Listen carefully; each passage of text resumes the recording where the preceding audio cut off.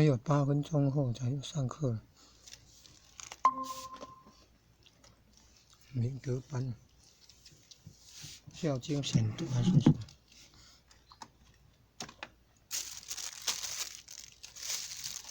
有点介绍里面。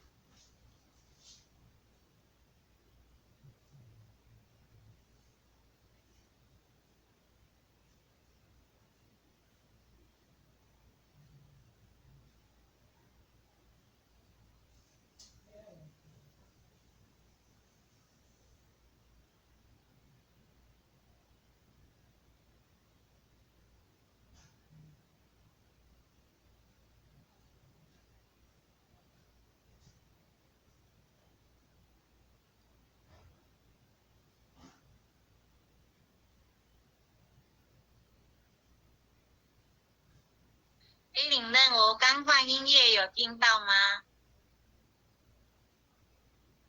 音乐没有听到，没有听到。你要用分享画面的，我们才可以听到。哦，是。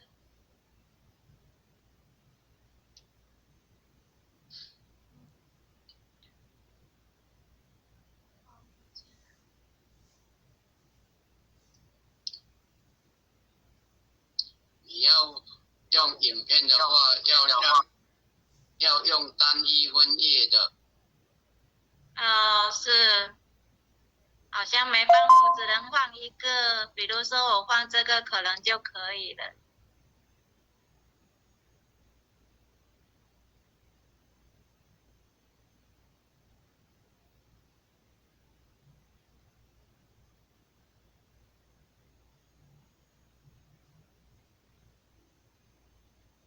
没声音呢。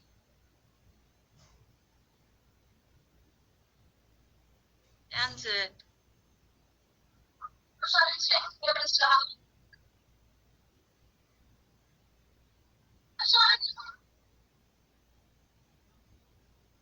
这样子有看到吗？有看到，但是没有声音。哦，好像。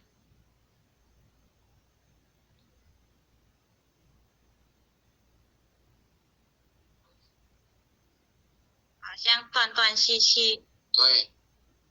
那我们根本就没有听到声音。哎呦。嘿。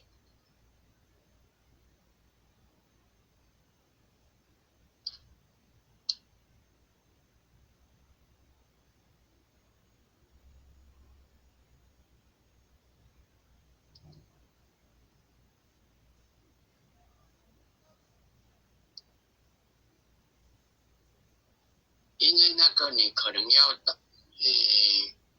放那个时候可能要单独再开一个网页，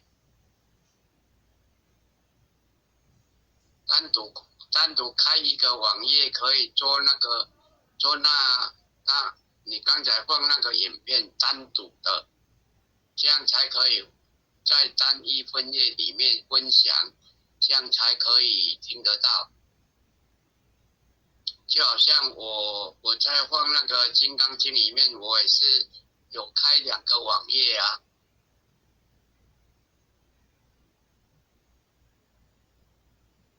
这样听懂吗？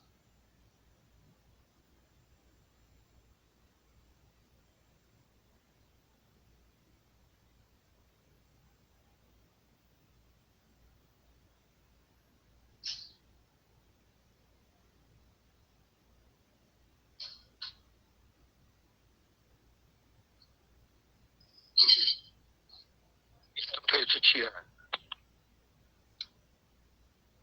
没有，他没有退出去，他是在从事吧。哦。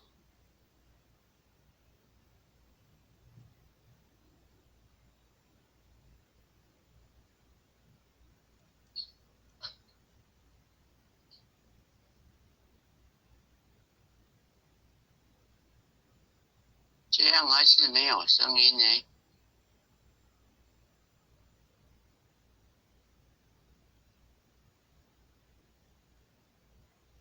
那个不是音量大小声的问题，是可能你软体播放的问题。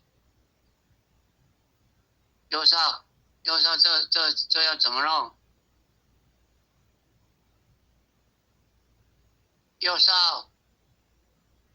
有听到吗？有。他要怎么弄才可以有声音？候选没有用过，不太清楚哎，这种方式没有用过。对啊，他这个方式我也不晓得要怎么用啊。对啊。因为大部分都是抓那个 YouTube 的就可以了啊，对不对？抓 YouTube 的，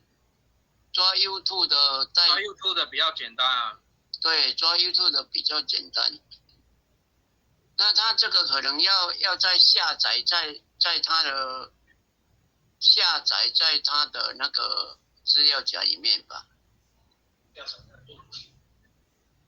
是不是这样？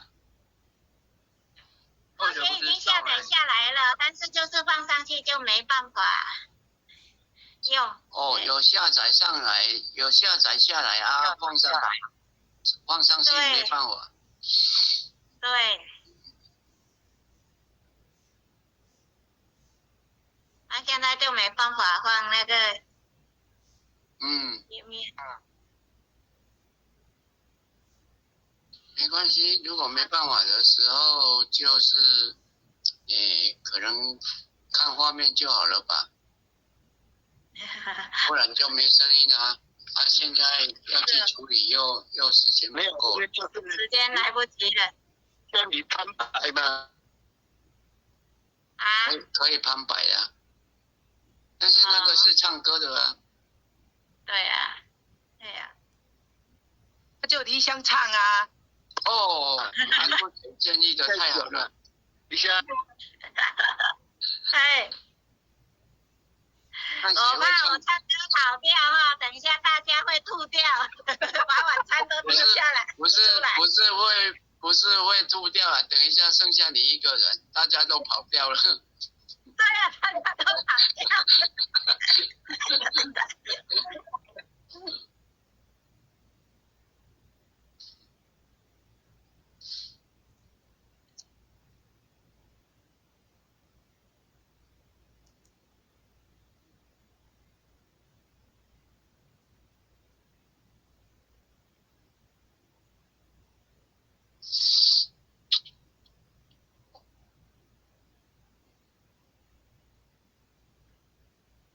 7点半了嘞。对，可以的。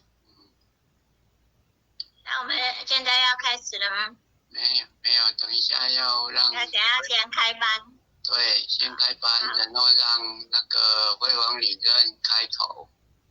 好，7点半了，那我们就先开班。好，大众请起立。喂，有没有听到？开班。这有没有听到？有听到。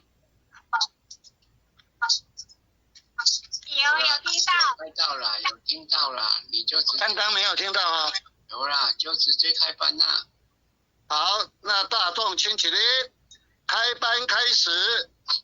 向吴基拉姆行3鞠躬礼，前道1鞠躬，再鞠躬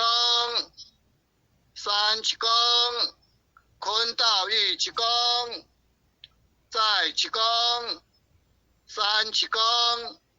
好，点人师领任，各位全贤，大家晚安。因为我们个到点这个爱上的这个明德班，那么咱就是已经进入到这个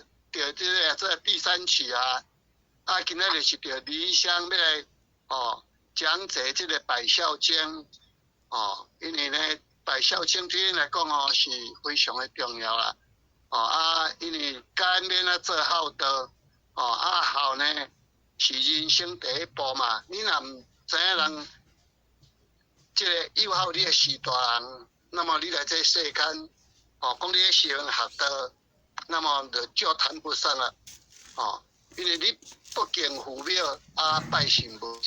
不一啦。哦，你若毋知饮水思源哦，感染死亡这问题，因为咱有迄个做生咱身躯的这个皮肤嘛有，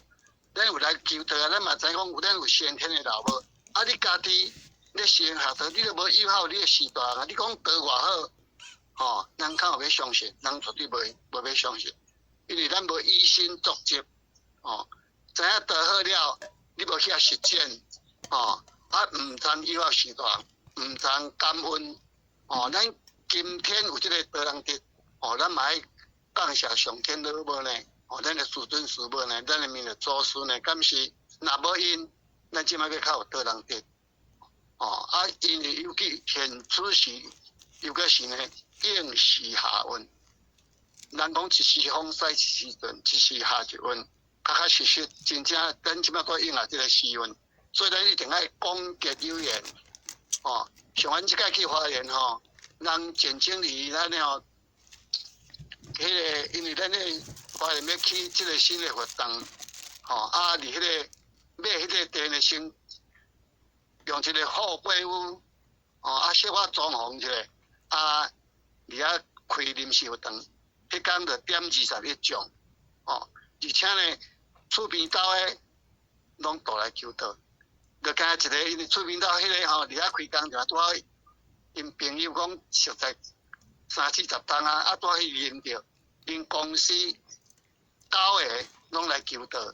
哦，所以讲吼，那是迄个大丰收啦，逐个拢嘛尽力去咧度，哦，迄嘛是反正做一个笑话，哦，安尼，所以咱今仔日呢，就是着理想，因为理想，哦，伊对。实用学道来讲，清净诚济啦，对着所集资料吼，嘛拢真用心，所以今日要讲者拜孝经的这个圣训，医治是，咱即摆就来，欢迎咱的这个在理想讲师，来给我们，开示，我们欢迎理想讲师。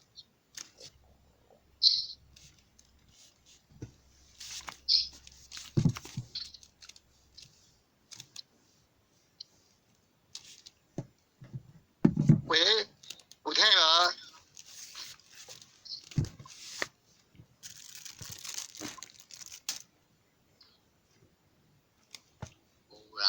有啦，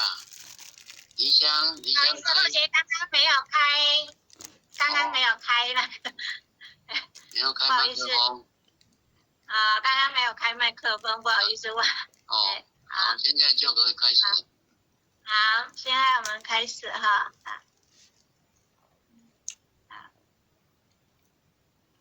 各位点燃师、各位领任、各位前贤大德，大家晚上好。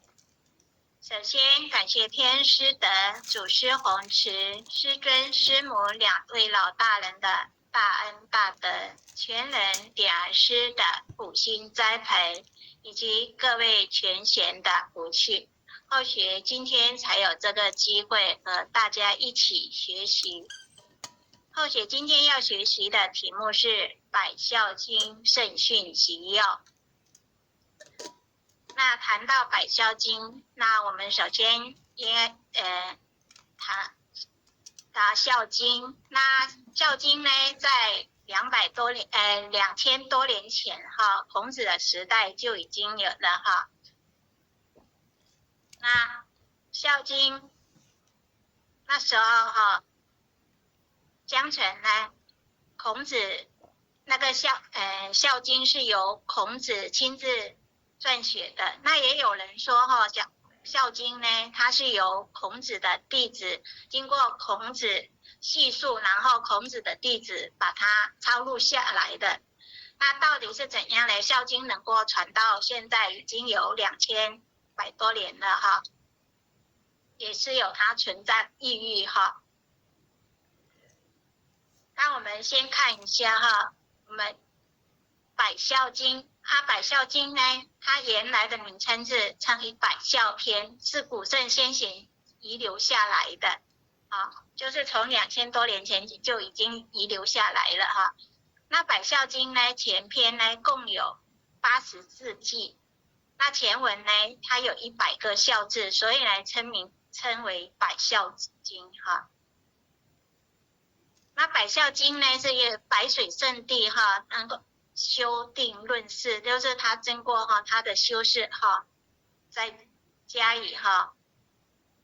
就是论事过后哈，百孝经在白水圣地那个在世的时候呢，他非常的弘扬孝道哈，他竭力弘扬孝道。那在白水老人成道后呢，那社会的那些人士呢，贤达人士呢哈，就因为要推广这个百孝经跟百孝经，因为天地重孝，孝当先嘛，因为一定要这个孝经才下去。因为现在呢，你看我们现在21世纪的人呢，什么都不缺，然后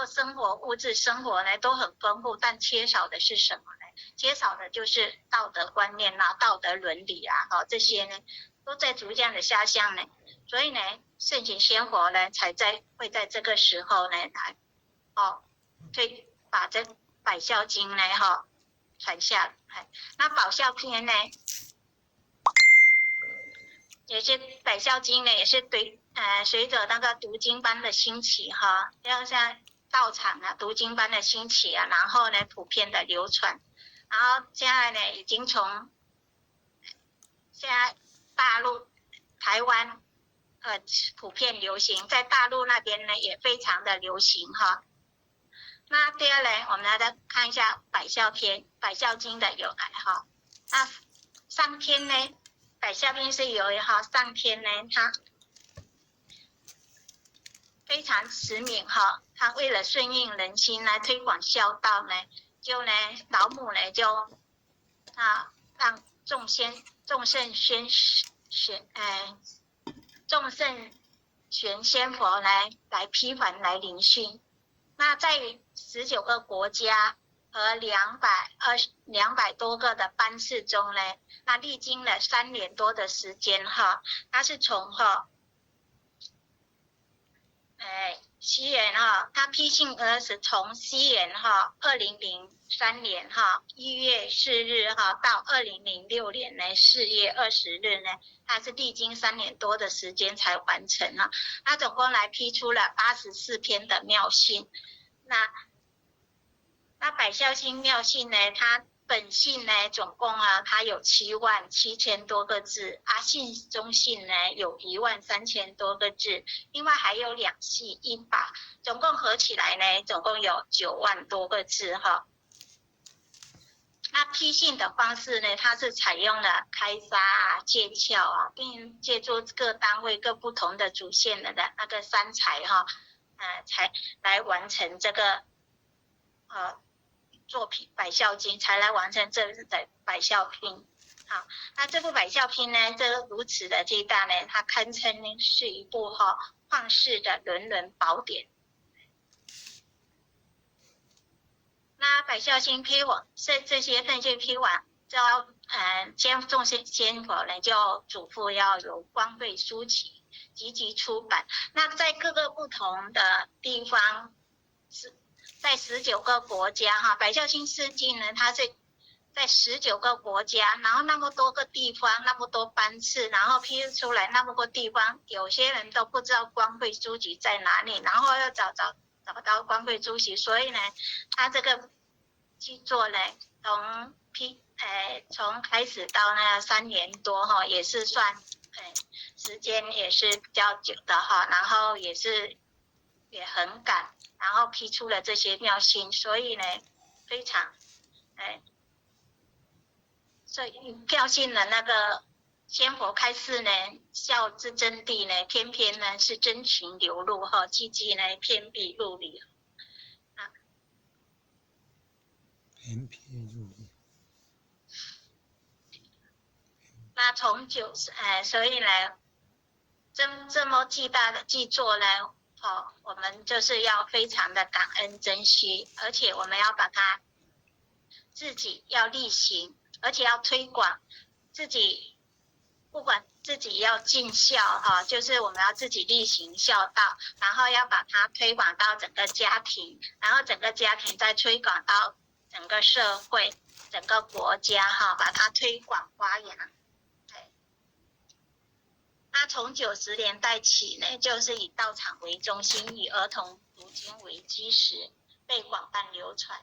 那逐渐传遍各地，就后姐刚才有讲哈，就是我们这边从北中南，台湾的北中南都一直读经班，就以读经班开始以读经班，然后后来就传到学校，然后现在在大陆那边也非常的流行哈。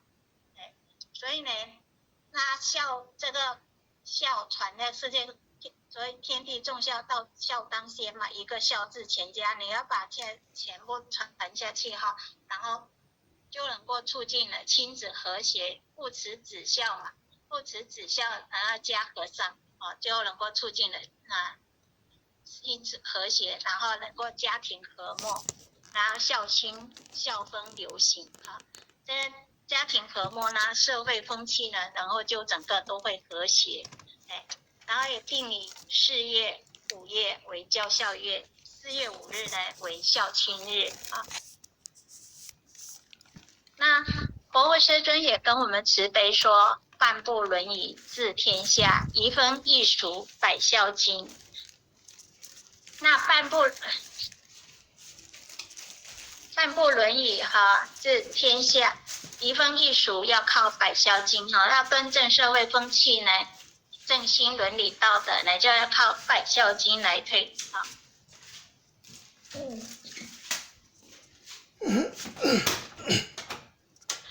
那也期盼志同道合的有智者的呢，能够来一同发扬，把百孝经呢传遍出去那我们来看一下仙佛的第一句，天地众孝，百孝经的第一句天地众孝，孝当先。那天地神明呢，他无不重视孝道呢，所以呢，我们作为子女呢，人家的子女呢，也应该以孝道为优先。虽然子女应该孝顺父母呢为先务这是这句话字那天助孝子的实力呢，它是不胜枚举就像大顺的孝，连鸟兽都为其来耕助王祥卧冰求得鲤鱼，梦中呢枯竹生笋，这些例子呢都是在讲这些孝子，然后他因为孝而感动天地，然后而如愿以偿感动天地，然后让他们如愿以偿。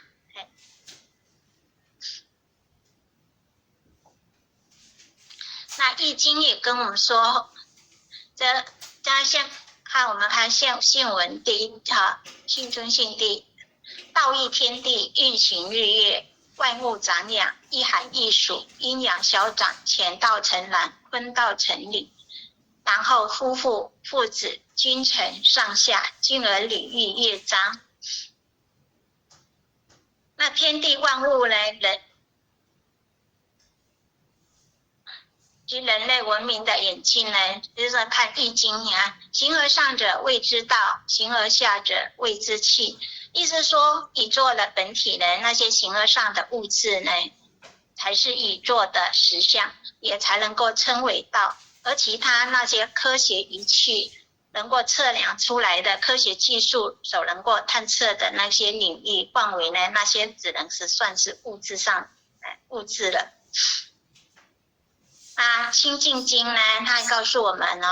大道无情，生育天地；大道无情，运行日月；大道无名，长养万物其实在没有天地之前道就存在。那其实大道呢，它是无有形象的，无形无相的，但是却能够生育天地。那大道呢，它也没有情感但是却能够运行日月星球。可是他们呢，它能够运行日月星球，可是他们这日月星球呢，他们都不会碰撞在一起的。那天地之间呢，四季的运行也都有一定的规律。我们可以看到太阳呢，它每天从东边升起，西边落下，然后天地之间呢，好，然后呢，冬天呢，冬去春来呢，寒来暑往哈，这些那一寒一暑，寒来暑往哈，这些呢都有一定的规律。那这是为什么呢？因为就是有阴阳二气在互为消长，啊，在互为转变。那阳刚呢之气呢，成就了乾道，啊，成为乾，那为男性，嘿，那阴柔之气呢，就成为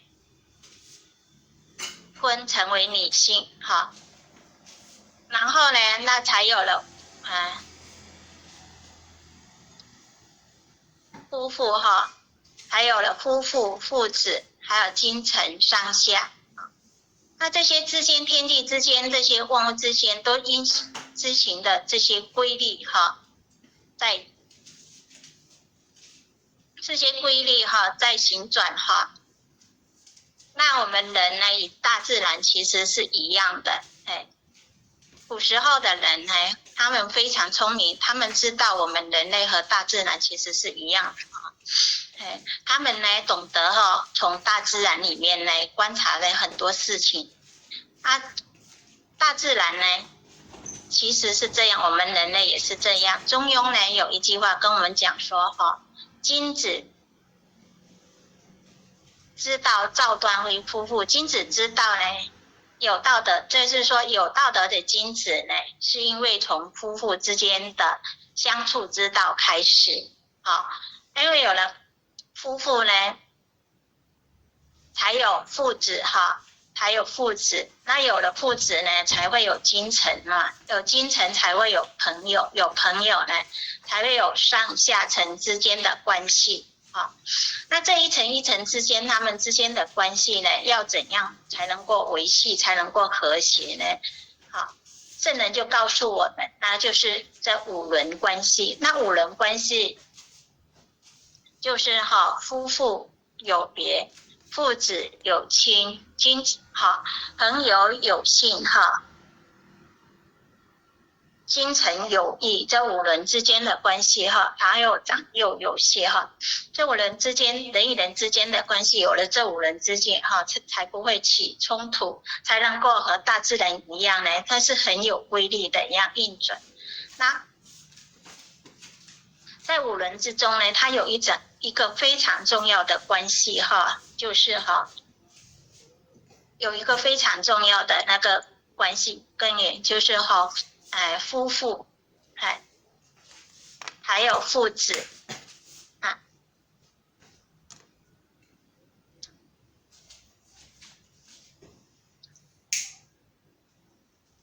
那他们之间呢，要维系这个非常就是要维系这个关系呢，就是要孝道。那所以呢，圣贤仙佛呢，才会在篇篇信文中跟我们讲都离不开孝道，所以呢，孝道它是非常重要的。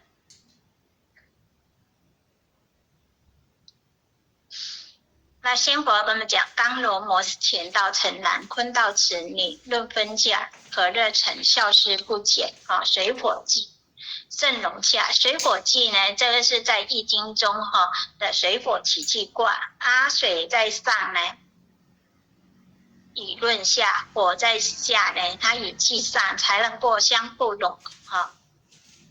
才能够融洽，能够颠倒呢就水火，然后水火不能，水在上呢，火在下。我们平常就煮东西的人才会滚嘛，这样子才会和谐嘛，就是这个意思。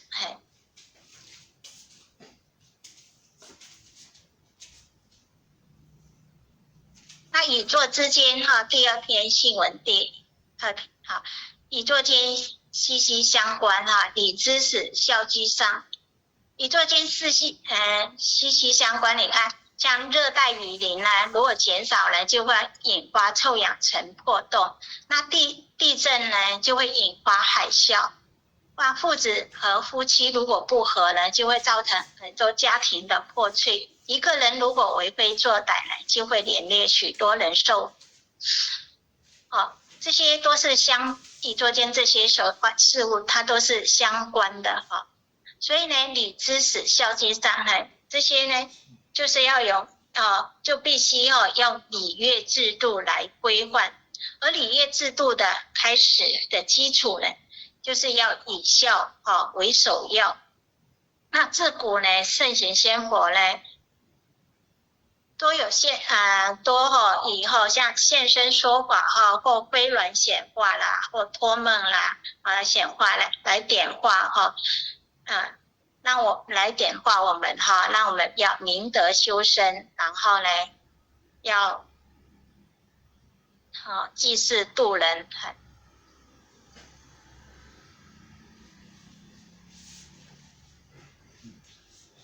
那历代先王呢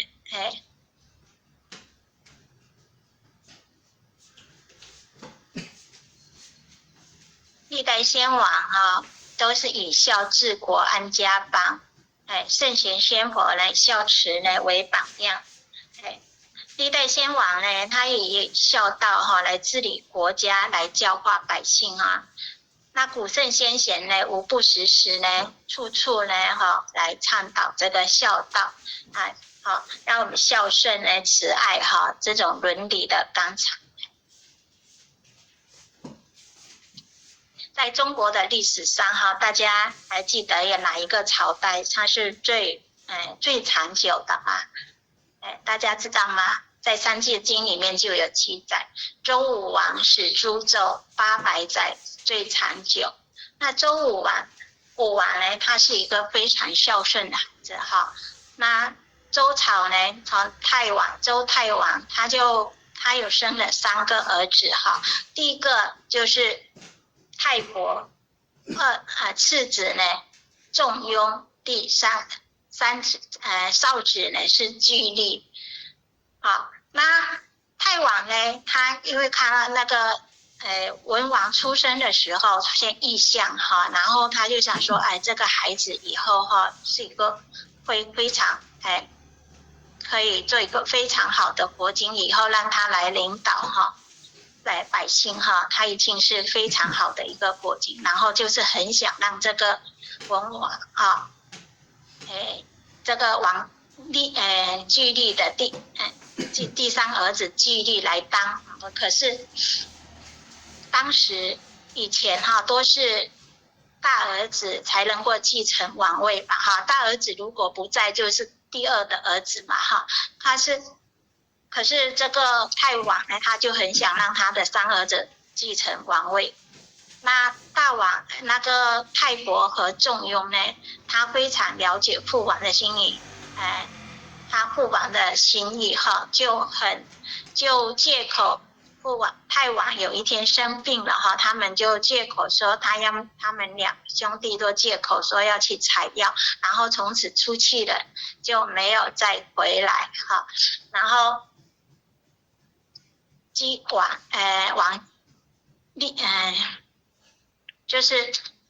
就顺利的他的第3个儿子呢就顺利的当上然后他的这个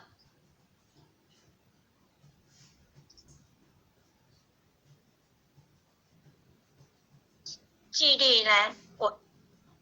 就传给他的儿子文王，就第3儿子，然后又把文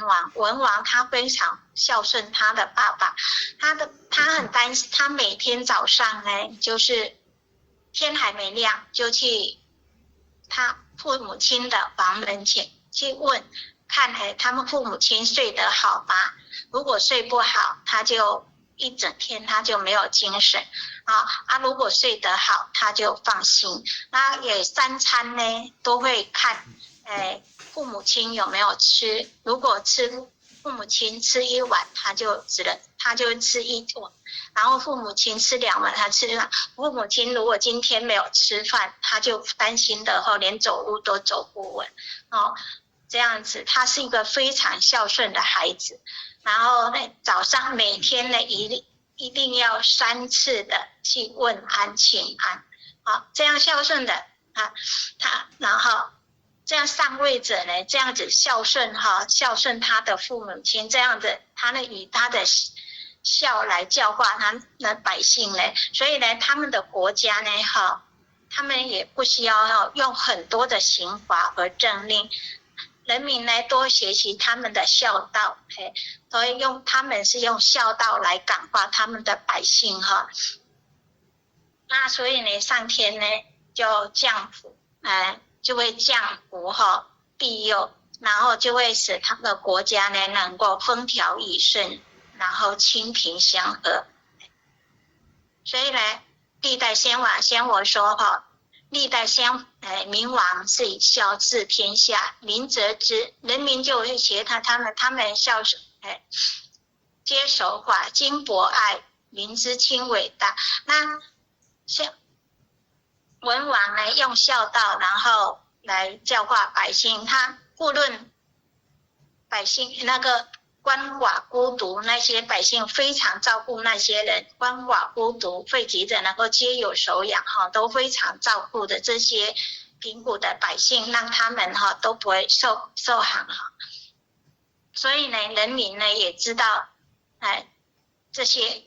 文王他们的伟大仁德使孝的们都会跟着一样的去学习孝道然后这整个国家呢都是一片的祥和。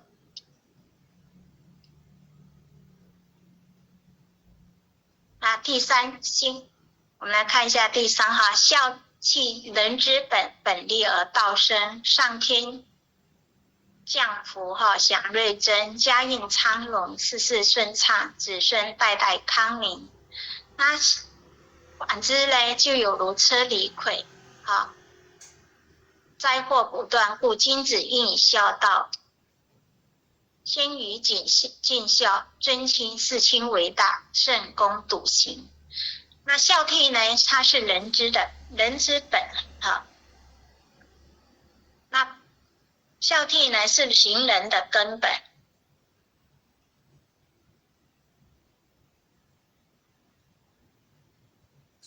那根本建立了这人道呢，就会能够自然的而产生。那上天呢就会降福给这些孝子，使他们能够吉祥安康，家运呢能够昌隆能够事事呢能够顺心如意那子孙呢，甚至呢他会庇荫到子孙呢，子孙可以世世代代能够康宁那反之呢，就像有车子人如果不孝呢，就会像车子的离轨呢，就会灾祸不断呢所以呢，君子应当以孝为先，该以尽孝呢为先那态度呢，尽孝呢，首先呢，尽孝态度就来愉悦，应该谨慎那服侍父母呢，应该以尊亲事亲为大，要真心的侍奉为首要更要呢恭敬的，应该恭敬，还要谨慎，还要恭顺要切实的力行孝道。那论语里面有跟我们说，君子务本，本立而道生孝悌也者，其为人之本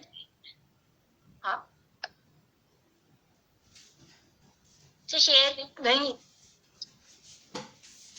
多次在告诉我们做君子呢，这些也是一个做孝的，也是这孝道是我们人的本分那孝悌呢，真正做孝悌的，这是我们做人的根本，这些也是都是在我们做人的根本，孝悌本来就是我们做人的根本。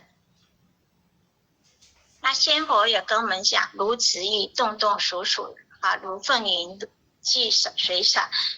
就是说孝子侍奉父母呢，就像拿着那个玉就像拿着玉，我们的玉是不是不小心拿在手上，如果你不小心掉在地上就会脆了，就是像那种感觉要要非常的小心。视政父母就像拿着衣那样子哈，像拿着水那样子呢，满满的那一盆水，你如果不小心，那水就会洒了。就像侍奉父母亲也是要像拿着这样的水一样哈，好，那样子那种态度哈，那种非常严谨的态度哈，恭恭敬敬的侍奉哈父母哈，这就是我们那个千虎跟我们讲，这就是我们行孝的态度，就是要这样子，非常的恭敬哈，就怕他们会衰退，怕老人家会摔倒，会怎样子哈，这样子非常的小声那样子，那第二个戒是一个孝字全家安，真正能做到一个孝字哈，必定能够家庭和谐安乐。那因为那个家庭呢要和谐安乐呢，是在于哈，我们一家人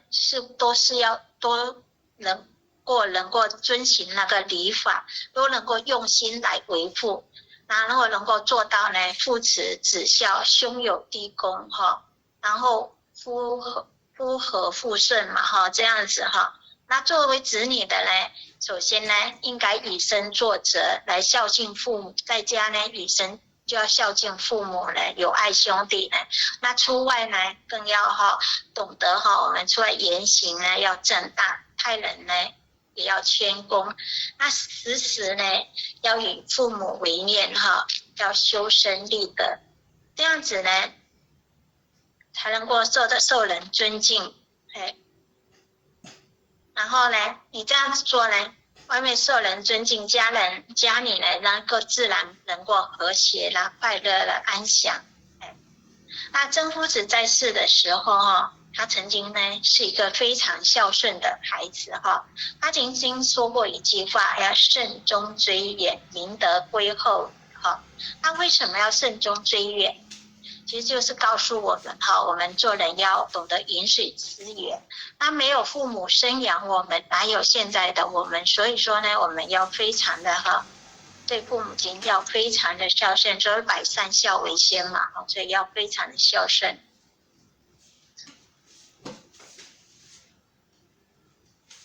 那先佛告诉我们，师父母呢，此生做事行为不偏颇，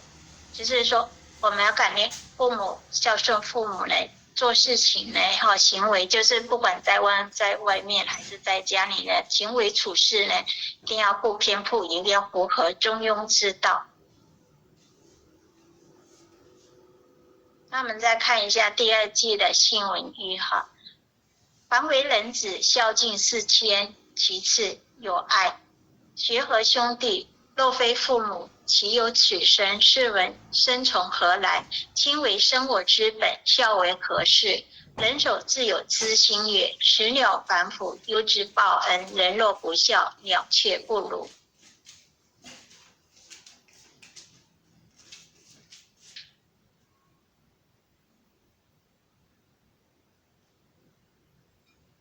那在这里呢，或许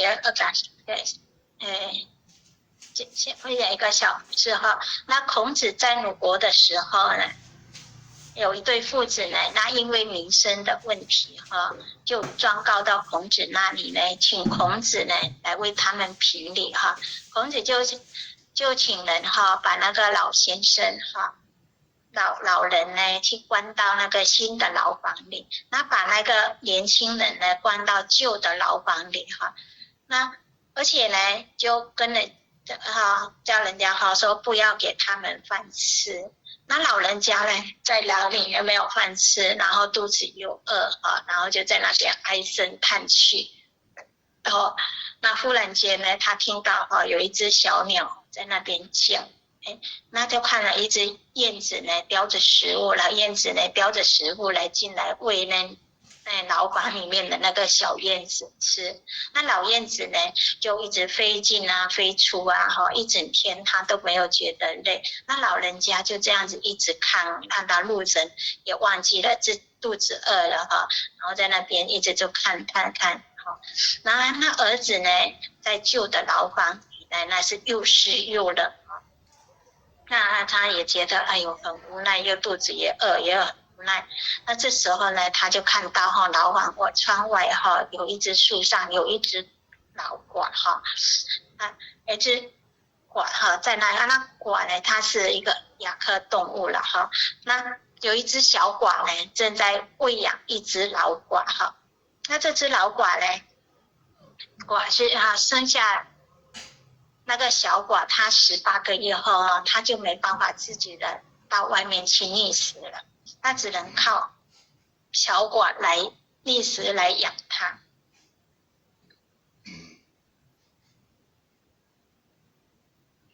那这只小寡呢，就负担起养育这只老寡的责任了。那这些他的儿子呢，也是这样子就看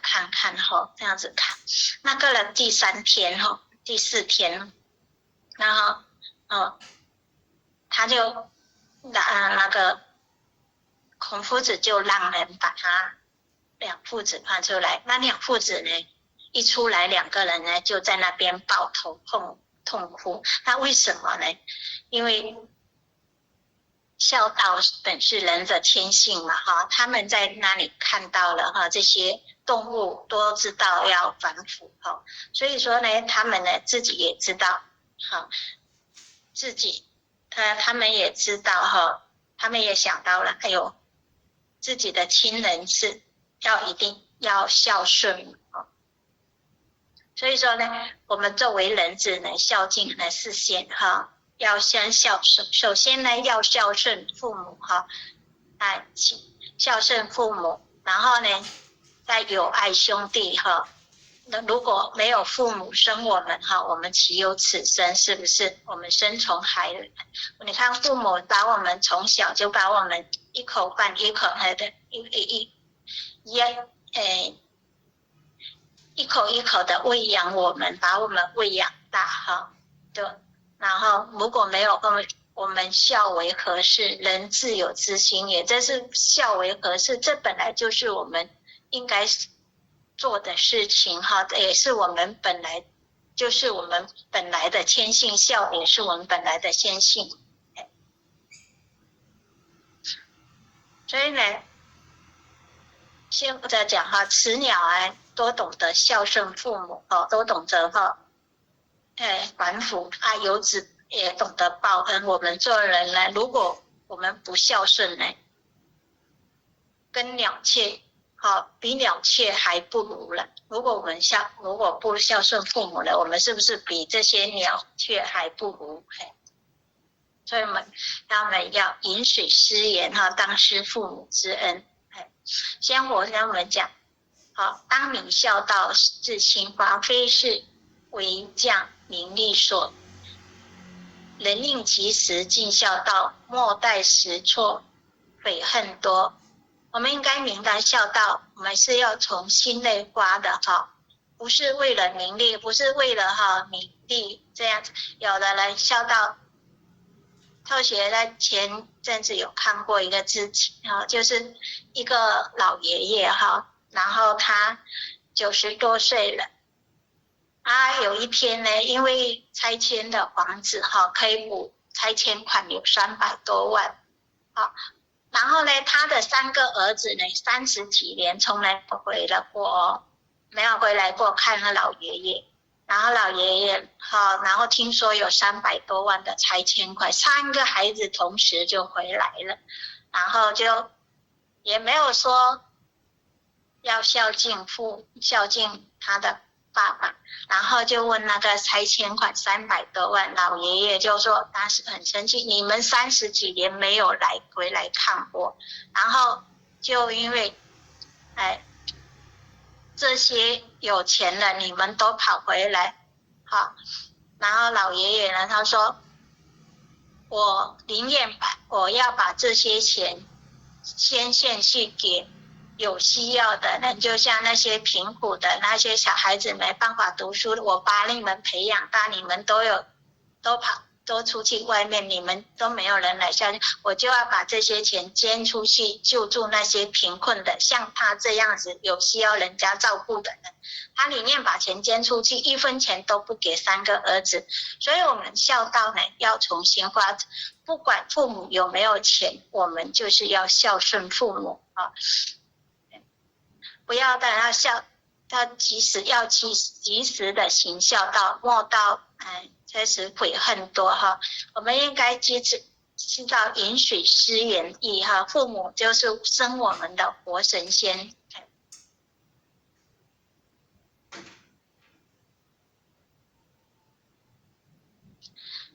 第二性，孝之道，言不可尽也。尽得小孝，可称端良。人是尽得大孝，即可入圣超凡，家家孝友。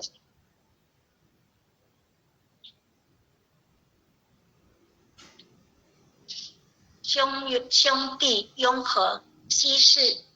省事，安分循礼，则能过全家安乐。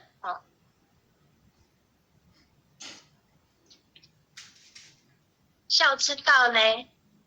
没办法言不可尽耶。他说好像我跟我们讲哈，没办法用言语去说尽哈。那尽得小孝呢，称端良人士哈。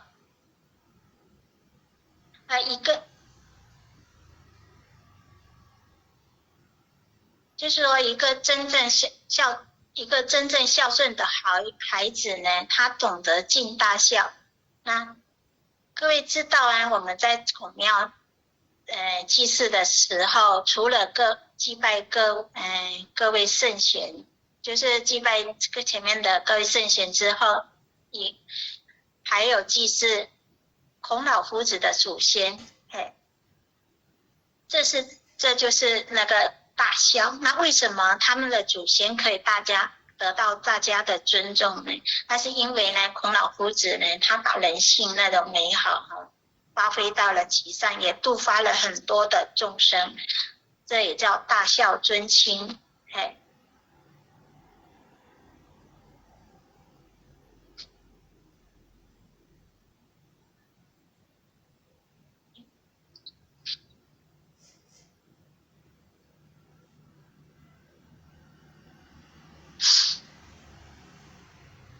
那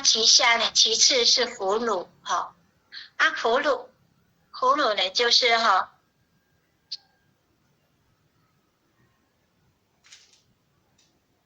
就是能够得到大家的那个，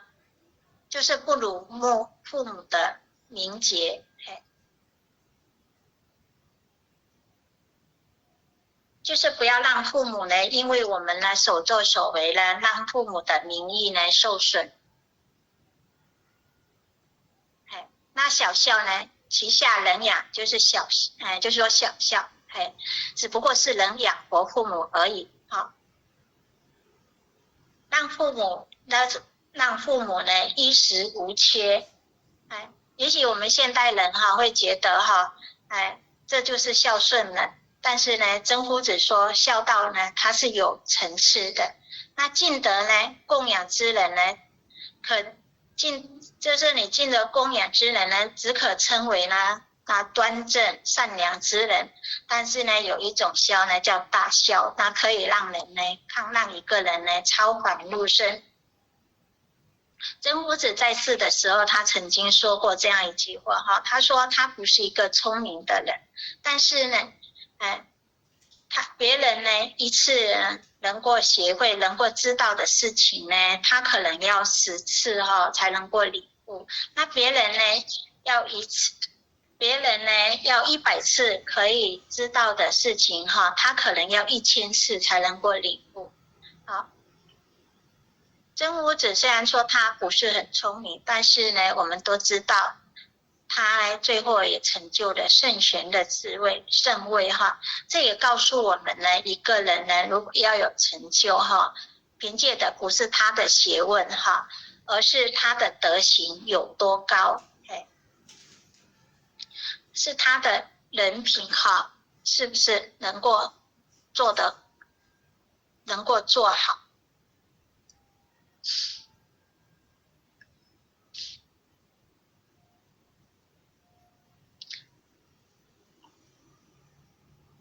那接下来我们来看第3句，孝由亲长而推行哈，始于事亲则家和，忠于事亲则国安哈，忠于立身行道，扬名于世，以选父母往极之师，以报万一，成盖世之孝也。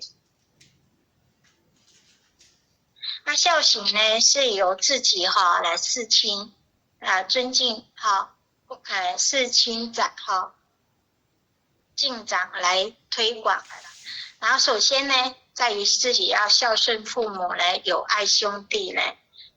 然后呢推广到我们的亲友邻里，然后呢亲友然后这样能够家庭和谐，然后再推广到邻里能够促进社会的和谐然后在忠于事亲呢则能够国家安定最后呢要忠于立身行道才能够扬名后世，才能够显父母然后显父母。那这样子如果我们能够这样子立身行道，就是我们能够把道推广出去，就是这样我们已经求了道，然后我们求了道，我家里如果有人还没有求道的，要度他们来求道，然后让把道发扬出去，然后传扬出去，然后大家都是以身作则然后都推行孝道，然后才能够报父母的恩这样子像孔老夫子这样子，然后让父母亲也能够受到人家的照顾。为什么我们的父母亲没有人祭拜，而孔子的父母亲能够让人祭拜？你看孔子就是把他的5伦8德仁义礼智信这个做到，然后推广到世界各去，然后现在把那个孝敬传到现在已经2000多年了，我们都来祭拜孔子，所以他的德性非常的大，让我们都能够祭拜所以呢他这种德性呢称盖世之孝，所以呢他的父母呢也受到我们现在人的尊重，也一样的受到我们现在的人的祭拜